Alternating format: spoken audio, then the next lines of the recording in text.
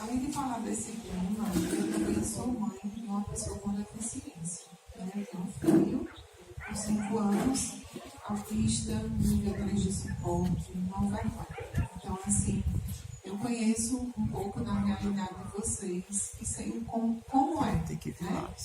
E também estou desenvolvendo um trabalho, uma terapia para pais e cuidadores, de pessoas, né, de crianças que tenham filhos com autismo, para a gente poder ter assim, um norte, né? Saber o que é, o que é que a gente pode fazer.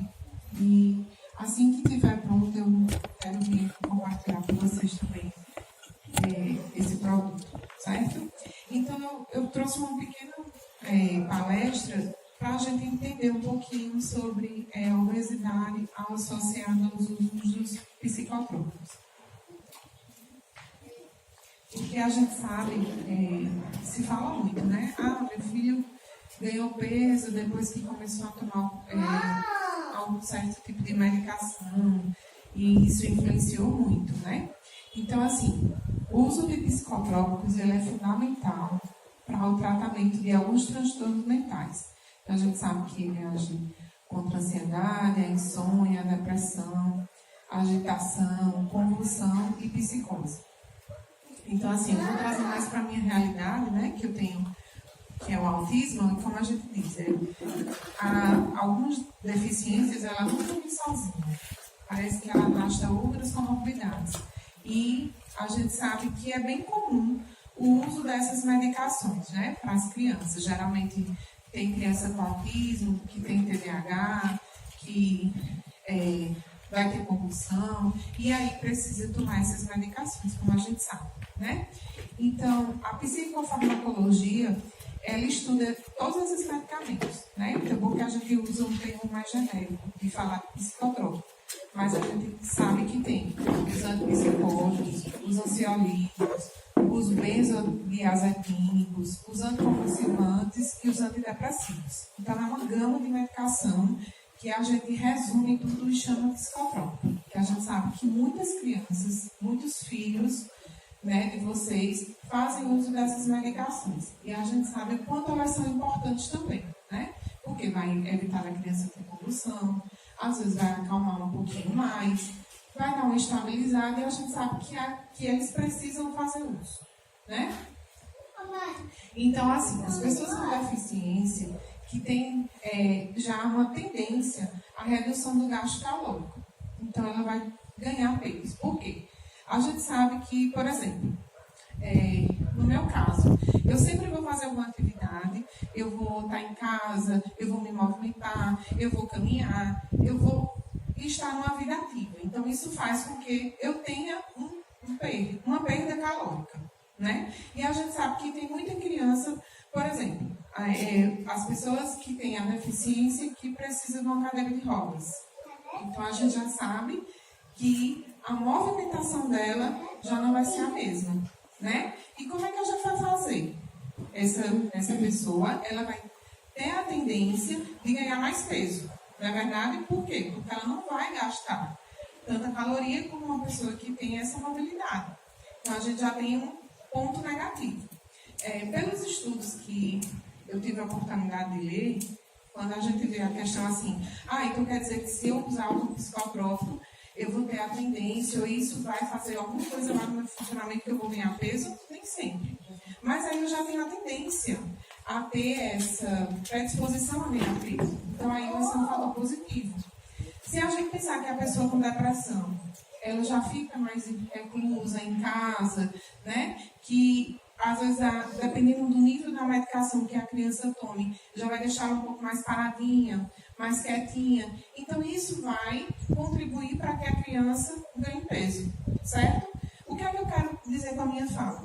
Que nem sempre o uso dessas medicações, ela vai contribuir para o ganho de peso. Né? Não é assim, eu comecei a tomar, meu filho começou a tomar esse remédio e eu vi que ele ganhou peso. Né? Mas nem sempre isso acontece. Certo? Para deixar assim claro para todo mundo isso, certo? Deixa eu adiantar aqui. Então, por que vocês acham que as pessoas com deficiência, elas ganham peso? que é que vocês acham assim? Será que nós, enquanto mães, a gente não é mais permissiva? Né? Eu trago a reflexão para todas, né? E me incluo também. Porque a gente sabe que quando a criança tem alguma deficiência, a gente poupa mais. Né? Ou se ela diz assim, eu quero comer uma bolacha recheada. E aí ela vai comer a bolacha toda, completa. A gente, deixa. Né? É tão bonito ver o filho comendo muito, não é? Qual é a primeira preocupação da gente enquanto mãe? É quando a criança para de comer. Né? O menino está sem comer. Isso gera angústia, né? Mas não gera angústia na mãe quando ele está comendo demais. Eu trago para a minha experiência e eu nunca recebi assim, alguma dizendo assim, eu vim aqui para ver se você faz alguma coisa porque meu filho está comendo muito. Não. Mas quando ele para de comer, isso angustia nós enquanto mães. Né? Então eu trago esse questionamento para não só para a questão da deficiência, mas como um todo. Né? A gente sabe que quando a criança ela tem alguma deficiência, a gente acaba sendo mais permissivo. Né? Não só a questão da deficiência, muitas vezes vai influenciar para isso, né? Como eu trouxe para vocês a questão de uma criança ou de uma pessoa cadeirante, que ela não vai ter atividade, ela não vai ter aquela vida ativa, isso vai influenciar, mas como também para trazer para nós enquanto mães. Né? Será que a gente não está sendo tão permissiva? Será que a gente não está exagerando? O que é que a gente pode mudar? Né, para que esse ganho de peso, para aumentar a nossa conscientização em relação a isso. Então, o questionamento que eu trago é mais para esse lado, né? Não é tanto a questão da medicação, mas é muito mais também o que nós fazemos com os nossos filhos, né? Até porque, assim, tem crianças que elas não têm limite, né? Ela vai comer sem ter a noção do quanto ela está ingerindo. Então, mais de nós enquanto mães. Eu acho que hoje em dia a questão da alimentação saudável é uma coisa que está tão mais difundida. Né? Então, todo mundo sabe hoje o que é bom, o que é ruim, sabe a questão do refrigerante, né? Dos industrializados. A gente tem essa noção do que faz bem e do que não faz bem. E principalmente para os nossos filhos. Então, assim, a prática de atividade física. Mas será que é possível? Né? A gente começa a perguntar. O que será que eu posso fazer? Como é que eu vou fazer para o meu filho se exercitar? Às vezes ele é um cadeirante. Será que eu consigo adaptar alguma atividade para ele? Consegue. Né? Então, a gente sempre consegue ter alguma atividade física. Claro que vai ser adaptada. Então, o profissional de educação física, tenho certeza que o pessoal do NASF, ele consegue dar esse apoio para adaptar as atividades, mesmo que seja para um cadeirante ou dependendo da limitação de cada filho de vocês. Mas a gente sempre tem como melhorar essa questão da atividade física. Né? Não só para os pais, para os filhos, mas para os pais também. Né? Então a gente sabe o quanto é importante hoje em dia a prática de atividade física, o quanto a gente precisa. E é possível sim. Meu filho tem alguma determinada deficiência, ele não vai conseguir, mas sim, a gente tem como adaptar um circuito, a gente tem como fazer alguma coisa em casa, tem como inserir ele em alguma atividade. Então, assim, sempre está inserindo as crianças na atividade, seja para pegar um papelzinho assim, vai botar no lixo, a gente consegue fazer isso, né? É como eu trago, assim, até a minha própria experiência. Todas as evoluções que eu tive com meu filho foi em casa. Né? Então, assim, os terapeutas, eles são mais para auxiliar, para dar uma luz para a gente, para dizer assim, isso que você está fazendo é certo, né? É muito mais a responsabilidade nossa, assim, enquanto pais, enquanto mães, de sempre estar envolvendo os nossos filhos em atividades. E não precisa muito, né?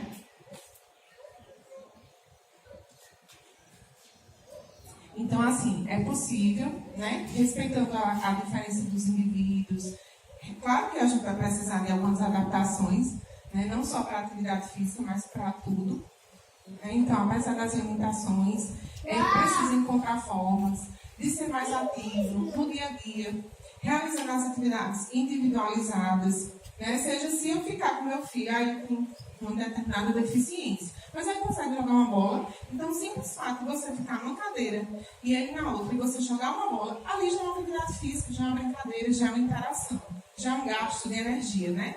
É mais prazeroso do que você deixar sua criança o tempo todo lá na televisão ou celular, né? Que a gente sabe que tem muito isso hoje em dia.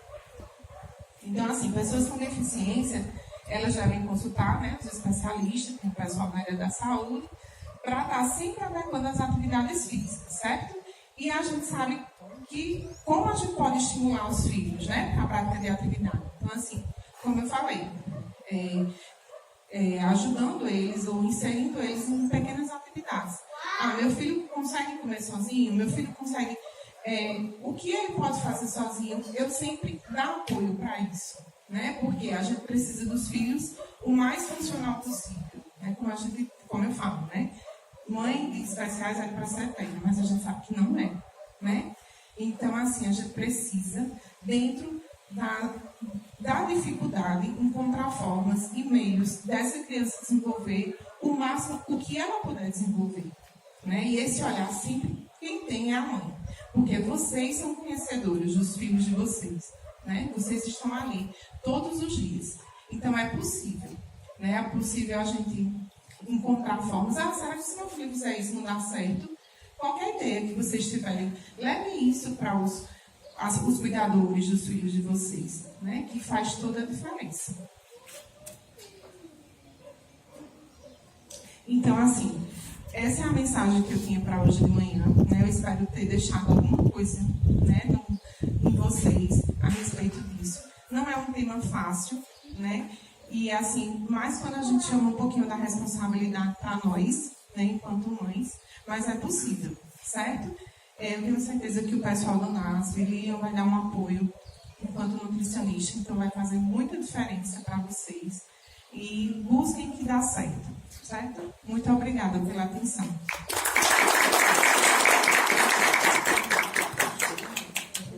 Oi, pessoal. A gente agradece muito a Carol pela palestra. E queria que Marcele viesse aqui, com a Lília. Acho que a Marcele vai. A gente agradece primeiro muito a receptividade da proposta, né, Marcele? Na mesma hora já se predispôs, inclusive, a articular com a nutricionista, com a doutora Lília, tá certo? Então, vou passar aqui para a Marcele e para a doutora Lília. E depois, cada um que quiser ter as suas dúvidas, fica à vontade. Bom dia. Como o professor Edgar falou, quando ele trouxe essa proposta para a gente já abraçou a primeira, nem pestanejou. A gente já procurou alguma solução. A gente sabe da necessidade, mas vocês têm noção que a gente não consegue abarcar tudo. E quando chega uma proposta para a gente tem aquela oportunidade de fazer parte, a gente nem deixa para depois. E aí a gente tem Lília, a nutricionista do NASF. O professor Edgar questionou o NASF em si, porque hoje a gente tem uma equipe multi, a gente mudou o nome, mas como as pessoas aqui no município elas estão acostumadas com o NASF, a gente manteve o nome. Nós somos uma equipe multi, uma equipe que trabalha dentro da unidade básica de saúde. Ele atende 11 unidades, mas a gente conseguiu essa disponibilidade dela vir aqui e fazer esse trabalho junto da APAI. A princípio, é um trabalho dentro da APAI. As crianças e as pessoas que são atendidas e tem o serviço aqui dentro, porque a gente ainda não consegue estender isso para todo mundo. Mas, inicialmente, acho que todo pontapé inicial precisa de uma oportunidade, então a gente está aqui para essa oportunidade. E aí, vai explicar só como é que vai ser os primeiros passos que a gente vai dar. Oi, gente, bom dia. Então, como o Carol falou, esse não é um trabalho fácil de se fazer, mas é possível. Basta ter a dedicação dos dois lados. Então, eu vou contribuir e a mãe vai ter que fazer sua parte também. Então, eu vou lá fazer a avaliação dos filhos, quem é que está nessa parte do sobrepeso, obesidade. Vamos fazer bolão de estratégia, então eu quero conversar com cada mãe, vai ser uma coisa individualizada. Eu quero conversar com cada mãe para saber a necessidade de cada filho e a rotina de cada filho. E a partir disso, a gente monta uma estratégia para melhorar a alimentação, a questão do valor energético, que a Carol tinha falado. Então, como ele gasta menos, ele precisa consumir menos. A gente não pode deixar que ele passe daquele limite que vai levar um aumento. Então, quando a gente come mais do que é necessário, tem um sobrepeso e a obesidade. O corpo não gasta, então ele guarda. A gente vai fazer esse trabalho de forma individualizada. Vou conversar com cada mãe por isso, porque a gente sabe a necessidade de cada um e tenta bolar a melhor estratégia para ter um bom resultado. Eu faço a minha parte, a mãe faz, e aí dá tudo certo. Tem alguma dúvida? Como é que vai funcionar? A princípio, Lídia vai fazer essa avaliação inicial. O professor Edgar disse que aqui tem educador físico e fisioterapeuta. Eles vão tentar bolar uma estratégia para que essa criança ela entre, como a Carol falou, no processo de perda calórica também, de alguma maneira, com algum tipo de exercício, e depois Lídia retorna e vê como é que foi reavaliando o paciente, para que a gente veja como é que foi esse teste. E aí a gente vai alinhar isso no professor Edgar hoje. Obrigado. Só uma dúvida. Dentre os alunos que a gente sabe que está com sobrepeso, 2 são daqui, da educação, né? 2 já estão aqui. E não é acompanhado aqui na parte. Teria possibilidade de incluí-lo. Ele é de ninguém. Eu acho que a gente precisa visualizar isso aqui do professor Edgar, porque, como eu disse, Lídia ela atende as 11 unidades. Pode ser que ele seja inserido até na unidade de ninguém. Precisa que ele venha para cá. Não precisa vir para cá. Não, só quero saber se poderia incluir. Só falta ele. Pronto. E eu já estou notando que ele está engordando. Atendendo lá, não tem necessidade de engordar. Isso. Obrigada. Seria alguém, ou mãe, ou qualquer pessoa presente, tiver algum, não só questionamento, mas eu diria também sugestões, porque a gente sabe que a questão de sobrepeso e obesidade é uma questão, inclusive, de saúde pública. E a gente vai precisar muito do trabalho da psicologia, porque o que Carol falou tem uma importância enorme. Quer dizer, a mãe já tem uma natureza de proteção. Isso é natural. E não precisa a criança ter deficiência para acontecer isso. Só que quando a criança tem deficiência, a mãe deveria agir exatamente ao contrário. Para quê? Para pensar na autonomia, principalmente na autonomia futura. Como ela muito bem colocou aqui, a mãe é eterna no sentimento, mas ela não é eterna na presença física. Então, um dia, a mãe vai e o filho, a tendência é essa, né? E o filho ficar. Então, quanto mais autonomia a criança tiver, melhor vai ser para a criança. Então, assim, não é fácil trabalhar essa questão. A questão cultural, principalmente quando ela está arraigada, quer dizer, está muito concretizada já dentro da pessoa, não é fácil. Mas tem que ser acho que o nome multi é Marcela. É pela multidisciplinaridade, né? Então, na verdade, é uma coisa que tem que ser tratada por vários profissionais, não é? Eu acho que o pontapé dado pela nutricionista é fundamental, mas aí vem o educador físico, o fisioterapeuta e o setor de psicologia, enfim, inclusive os educadores também, né? E inclusive a gente vai fazer, não agora para não ficar deselegante, mas a gente vai fazer um convite a todo mundo a entrar nesse, não só as pessoas com deficiência, mas aqueles que servem de espelho para os alunos, né? Eu vou falar que são os educadores, para não ficar deselegante. Recado dado. Bom dia, pessoal. Obrigada pela oportunidade. Em relação a essa questão de sobrepeso, eu, como a Edgar já falou da questão da psicologia, eu tenho tratado aqui principalmente com os pais responsáveis, né?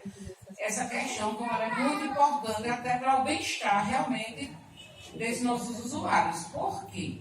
Porque a gente acha assim, não, está falando de peso, está preocupado com gordura, com questão corporal de beleza, não. A questão é muito mais de qualidade de vida, né? E de mobilidade, de atendimento. Por quê?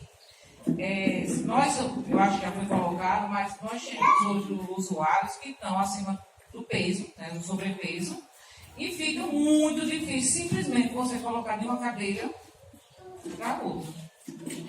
Né? Então é uma questão bem delicada, porque, querendo ou não, nós meninas temos menos força do que o homem. Isso né? Então, assim, a maioria das colaboradoras, dos profissionais aqui são mulheres. Então, até para isto, dificulta a gente estar tratando com alguns nossos usuários. Infelizmente, a gente tem poucas mães, né, presentes, mas as mães que estão aqui também sabem. A questão do sobrepeso hoje, eu creio que já tem sido falado. Antes nós não tínhamos crianças com pressão alta, com problemas cardíacos, né? Ligados ao sobrepeso. E hoje a gente já tem. Muita criança com pressão alta, problemas cardíacos e algumas coisas ligadas realmente a essa questão do peso. Outra questão é o trabalho em rede, o trabalho multidisciplinar, o trabalho interdisciplinar, né? Então, assim, tem que acontecer. Eu creio que a gente está vendo, tem o pessoal da saúde, tem os ACS, também são importantíssimos. Eu creio assim, pensa um profissional que faz um trabalho tremendo, são os ACS. São aquelas pessoas que estão diariamente, são as pessoas que têm a liberdade, a abertura de estar na casa das pessoas. Né? Então, assim, são pessoas que são muito bem recebidas, são acolhidas, são todos os dias estão lá. Então, a gente faz esse pedido, tá certo? Para que a gente divida esse trabalho, porque eu antes, quando eu estava descendo para cá, eu estava pensando justamente nisso. A gente faz um trabalho aqui, a gente diz direto aos usuários, aos pais, né, na verdade, que o trabalho tem que ser em conjunto. É a PAI, é a escola, é a saúde, são todos os outros profissionais ligados. Então, não tem como a gente fazer uma orientação aqui e essa orientação ficar para a PAI. Não ir para a escola, não ir para os ACS, não der esse reforço. Né? Então, assim, é um trabalho realmente de parceria, de corresponsabilidade com os pais. Sabe? Edgar já colocou que não é por ter uma deficiência, não é por ter uma limitação que a gente vai aceitar, isso pode, isso não pode. Não. Tudo tem que ter uma disciplina, tem que ter uma regularidade, tem que ter um acompanhamento. Né? A gente é assim, não é porque ele não acorda na hora para tomar do café, ela não acorda na hora do café. Então a gente vai dedicar uma disciplina. A hora de ligar, a hora de acordar. A disciplina, a rotina. Tem gente que fala assim de rotina, tem medo de rotina. Não, a rotina é importantíssima.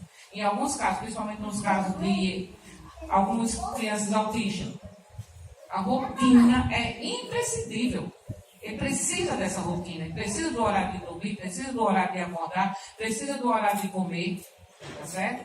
A mãe que faz isso aqui, e temos mães que fazem isso, elas veem que o resultado é diferente. É diferente.